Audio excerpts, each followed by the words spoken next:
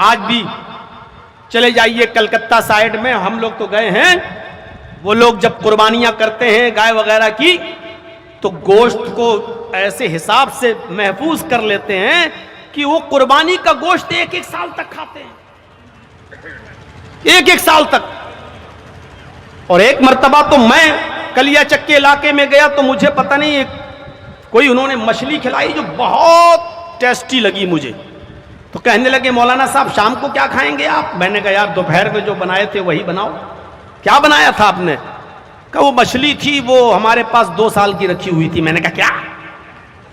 کہا وہ ہم لوگ مچھلی کو سکھا لیتے ہیں۔ میں نے کہا رہنے دو مت بنانا یار۔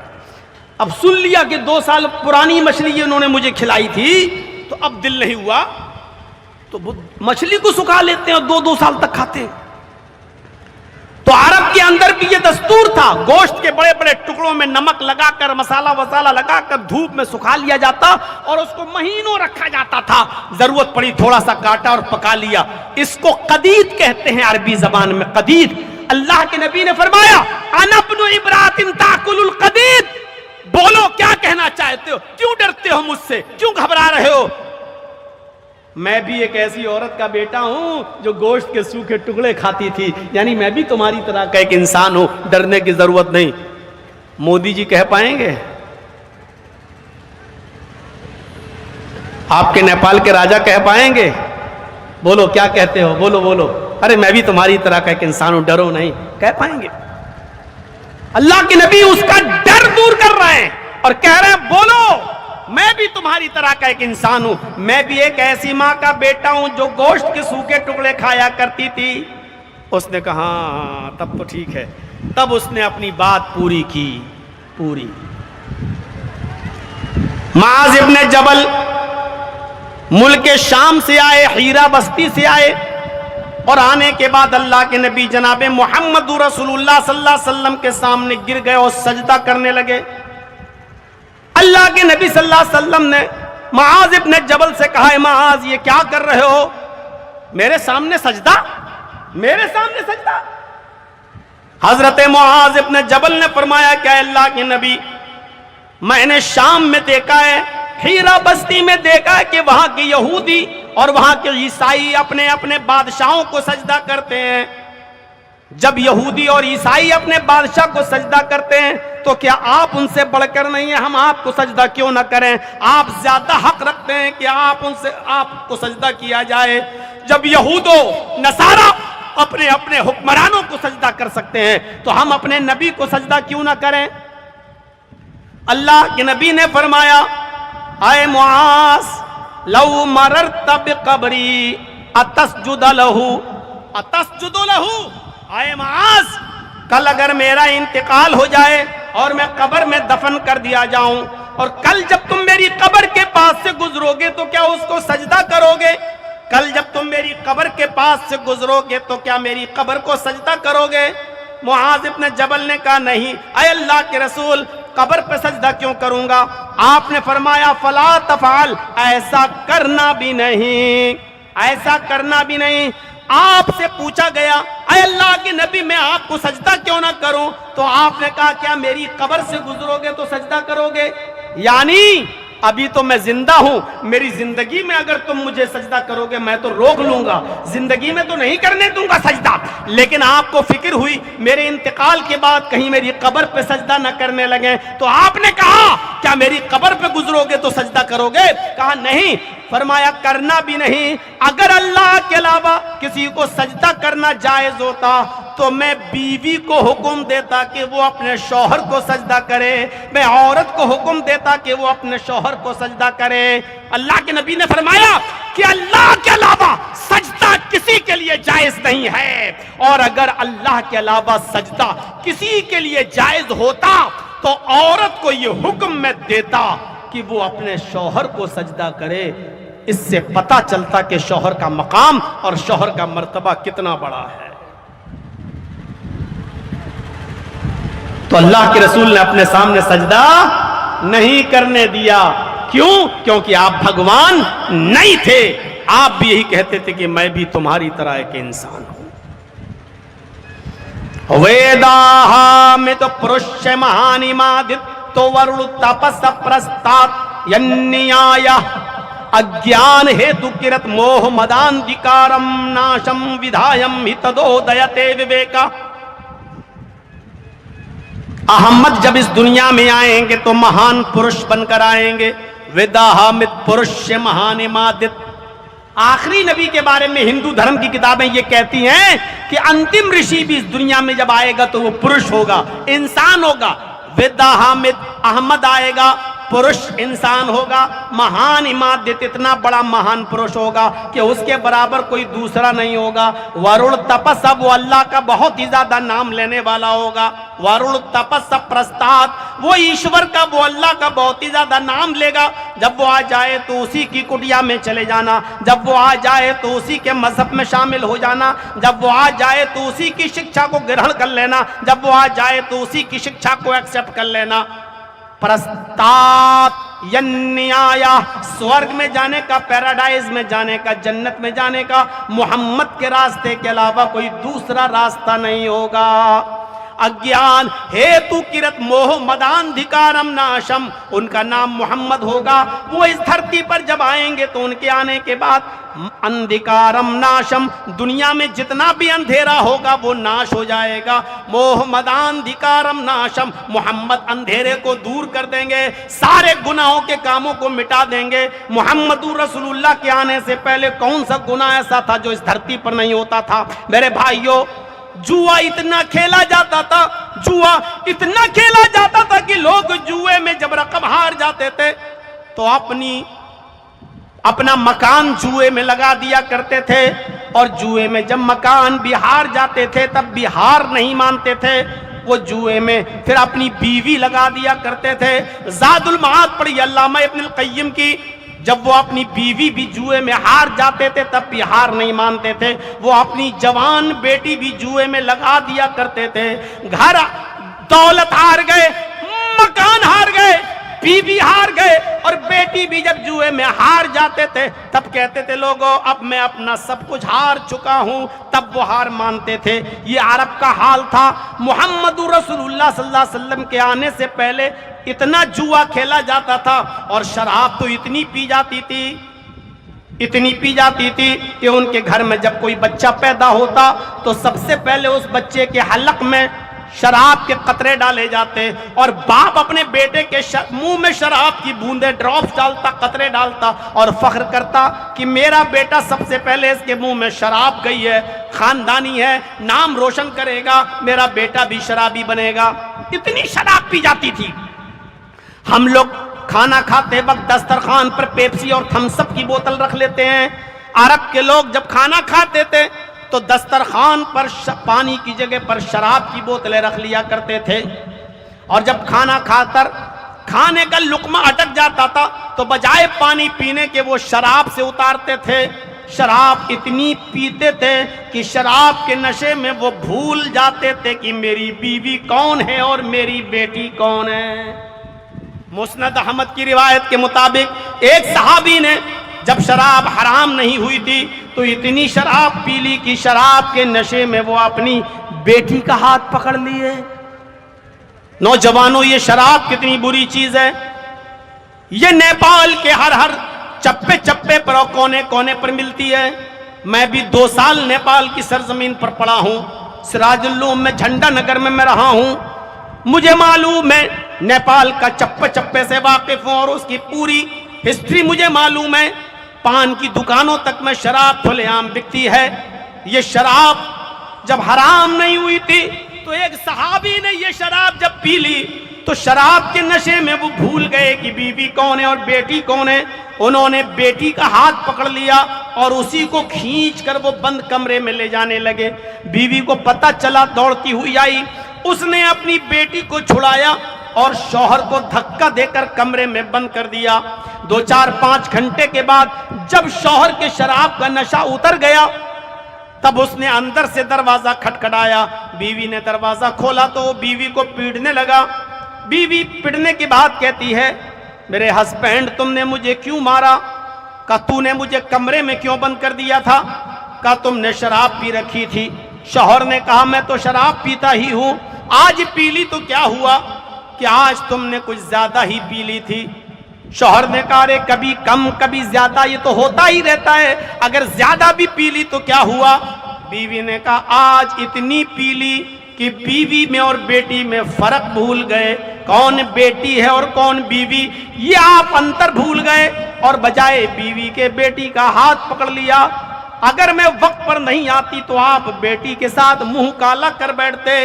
اتنا سننا تھا کہ وہ صحابی زمین پر لات مارتے ہیں، آسمان پہ نظر ڈالتے ہیں اور چیخ کر کہتے ہیں اے اللہ، یہ دن سننے سے پہلے میں زندہ کیسے ہوں؟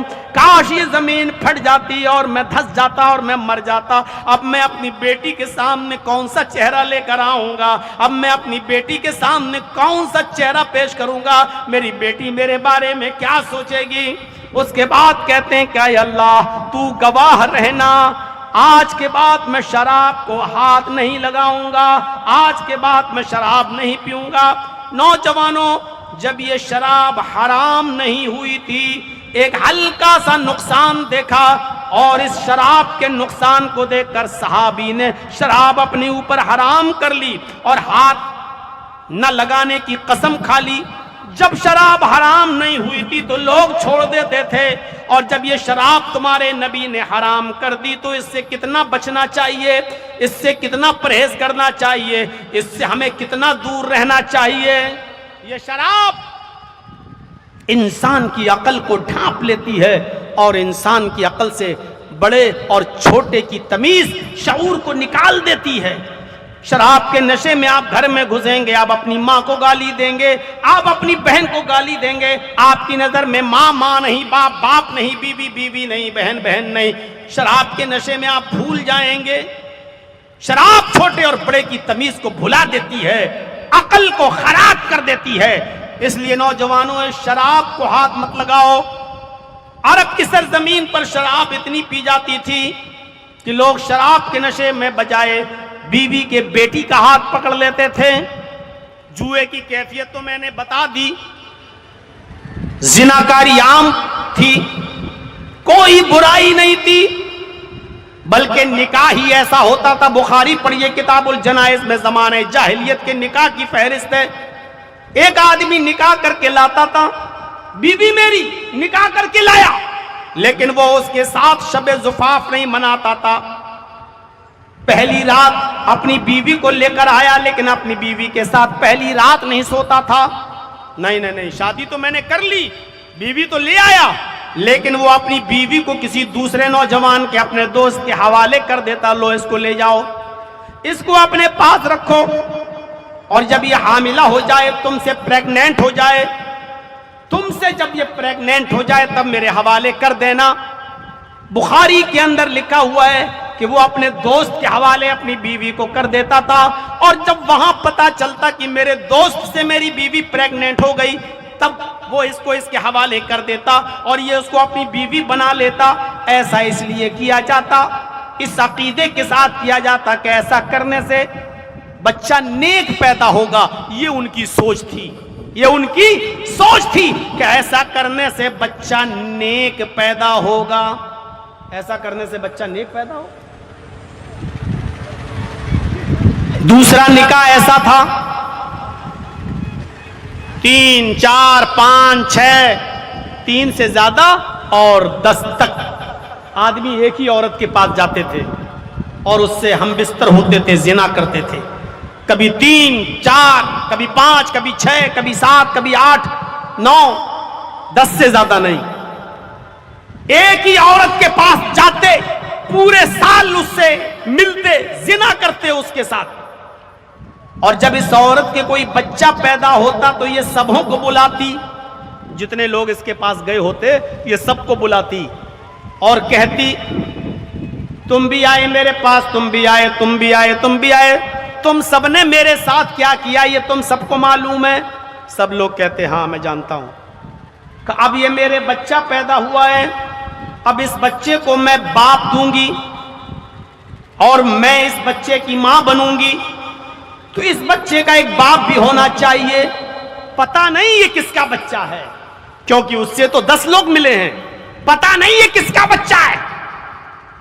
لیکن وہ عورت کو اختیار ہوتا، وہ اس بچے کو اٹھاتی اور ان 10 لوگوں میں سے جس کی گود میں رکھنا چاہتی رکھ دیتی، یہ لو۔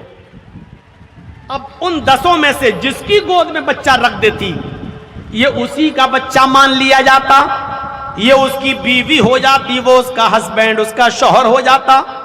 وہ اٹھتا اور اس بچے کو اور اس عورت کو لے کر چلا جاتا، اب یہ اس کی بیوی ہو گئی، وہ اس کا بچہ ہو گیا۔ ان 9 لوگوں کے اوپر کوئی گرفت نہیں، وہ آزاد۔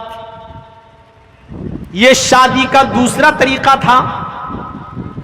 اس طریقے سے شادیاں ہوتی تھی محمد رسول اللہ کے آنے سے پہلے، نبی کے اس دنیا میں آنے سے پہلے اس طریقے سے شادیاں ہوتی تھی۔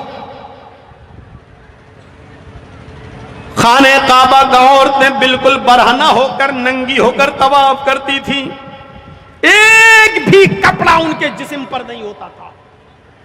جیسے کوئی بچہ ماں کے پیٹ سے پیدا ہوتا ہے بالکل ننگا ہوتا ہے، ایسے ہی عورتیں خانہ کعبہ کا بالکل ننگی ہو کر طواف کرتی تھی، برہنہ ہو کر طواف کرتی تھی، ان کے جسم پر کپڑے کا ایک بھی تار نہیں ہوتا تھا۔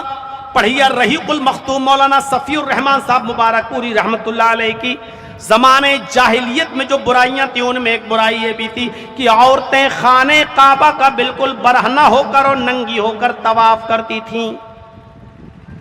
ان عورتوں کو کپڑا پہننے کا ادھیکار نہیں تھا، ان عورتوں کو کپڑا پہننے کا حق حاصل نہیں تھا۔ موہ مدان دھکارم ناشم ودھایم، محمد آئیں گے سارے اندھیرے کو ناش کر دیں گے۔ اللہ کے نبی صلی اللہ علیہ وسلم جب آئے تو آپ نے جوئے کو حرام قرار دے دیا، شراب کی حرمت کا اعلان کر دیا، عورت کو عزت دی۔ اس کو جو عورت خانہ کعبہ میں ننگی ہو کر طواف کرتی تھی اس کے جسم پر کپڑا پہنایا، اس کو پردے کا حق دیا، اس سے کہا کہ پردے میں رہو۔ پردے میں اتنی بے حیائی تھی کہ عورت خانہ کعبہ کا بالکل ننگی ہو کر طواف کرتی تھی لیکن شرماتی نہیں تھی۔ لیکن نبی اکرم نے ایسی حیا پیدا کر دی، عورت کو پردہ میں ایسے ڈال دیا کہ ابو داؤد پڑھیے کتاب الجہاد دیکھیے کہ اللہ کے نبی صلی اللہ علیہ وسلم کے زمانے میں ایک عورت جس کا بیٹا میدان جنگ میں جنگ لڑ رہا ہے، میدان جنگ میں جنگ لڑ رہا ہے اور لڑتے لڑتے وہ بیٹا قتل کر دیا گیا، وہ بیٹا شہید کر دیا گیا۔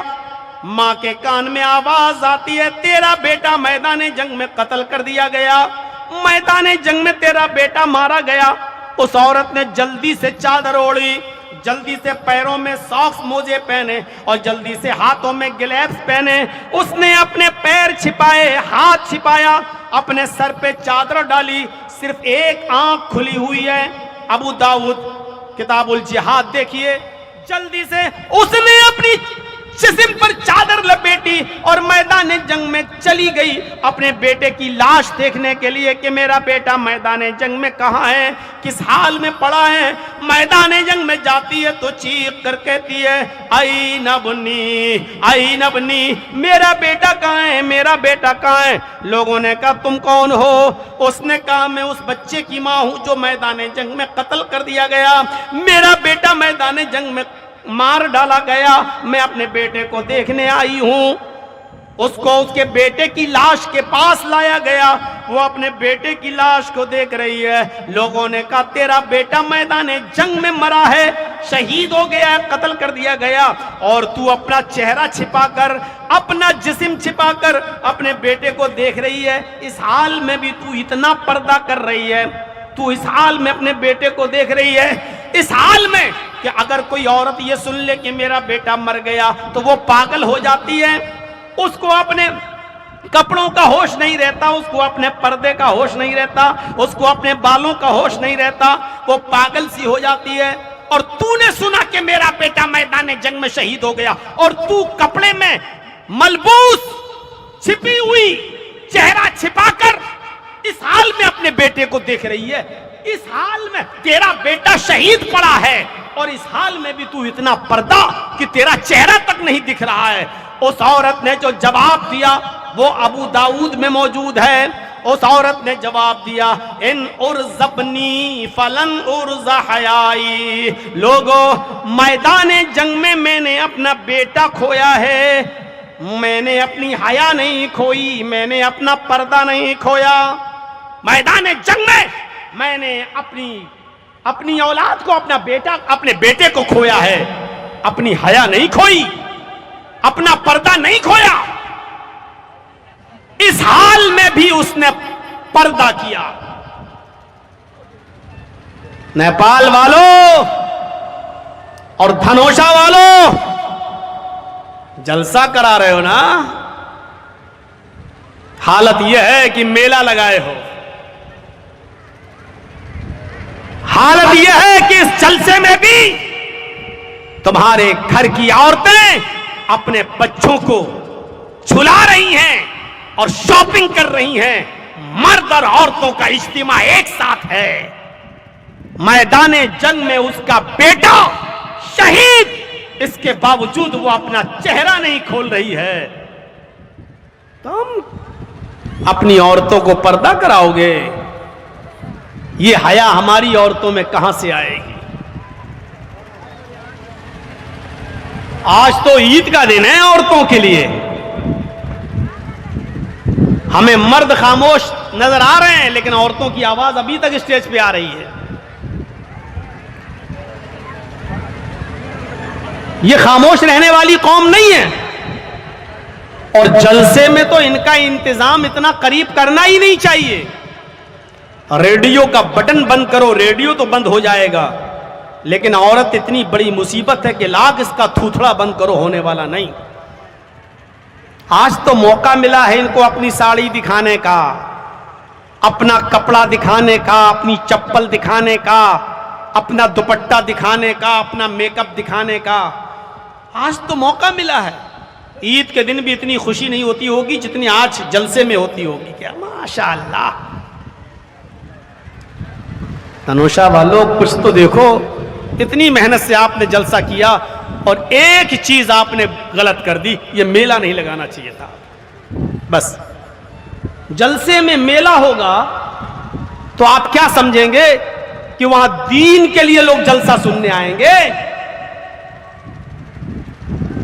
وہ میلے میں میں نہیں جانتا ہوں کہ آپ کے حال کیا ہے۔ بہار کے جلسوں میں نے دیکھا ہے، کٹیہار، پورنیہ، ارریا، میلے اور ٹھیلوں کی وجہ سے ان جلسے اتنی بری طریقے سے فلاپ ہوئے ہیں کہ کئی جلسوں میں نے دیکھا کہ جلسہ ختم ہونے کے بعد لڑکے اور لڑکیوں کو پکڑا گیا کھیتوں میں سے، میلوں میں سے، اور باقاعدہ ان کو بٹھایا گیا ہے۔ صبح ہو کر ان کی پنچایتیں بٹھائی گئی ہیں، ان کو کیا سزا دی جائے، رنگے ہاتھ جلسوں میں پکڑا گیا ہے۔ یہ میلے لگاؤ گے تو بے پردگی پھیلے گی، بے حیائی پھیلے گی، بے شرمی پھیلے گی۔ آپ کیا سمجھتے ہو کہ عورتیں چوڑیاں خریدنے نہیں جائیں گی میلے میں؟ جلیبیاں بھی خریدیں گی اور وہاں جائیں گی جہاں مردوں کی بھیڑ زیادہ ہوگی۔ کیا ضرورت ہے؟ میں ایک مثال دیتا ہوں، بہت بھونڈی مثال، نہیں دینا چاہیے لیکن کیا کروں، دل نہیں مانتا، دے دیتا ہوں۔ جیسے ایک کتیا کے پیچھے 10 کتے لگے رہتے ہیں نا، یہی حال جلسوں کا بھی ہو چکا ہے۔ ایک لڑکی کے پیچھے 10 آوارہ کتے گھوم رہے ہیں۔ نہیں دینا چاہیے مثال لیکن دینا پڑتی ہے۔ میں جانتا ہوں کہ اب ہومیوپیتھک دوا سے تمہارا مرض ٹھیک نہیں ہوگا، اس لیے آپریشن کرنا پڑ رہا ہے۔ جلسوں میں میلے لگائیں گے؟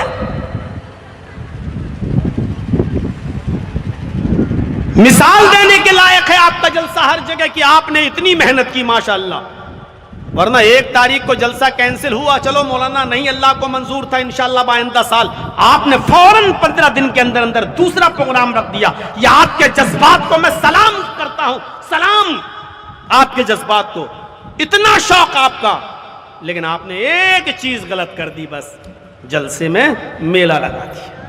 اب آپ کہیں گے لوگ مانتے نہیں ہیں، سب کی روزی روٹی جڑی ہوئی ہے، تو کیا شراب کا ٹھیکہ بھی لگوا دو گے؟ یہاں سب کی روزی روٹی جڑی ہوئی ہے، میں آ رہا تھا, ہمارے مستان صاحب کہہ رہے تھے سب کی روزی روٹی جڑی ہوئی ہے, تو شراب بیچنے والا بھی تو شراب بیچتا ہے, وہ بھی یہاں شراب کی دکان کھول لے, آپ کھولنے دو گے؟ جب نہیں کھولنے دو گے تو یہ بے پردگی بھی ہو رہی ہے, آپ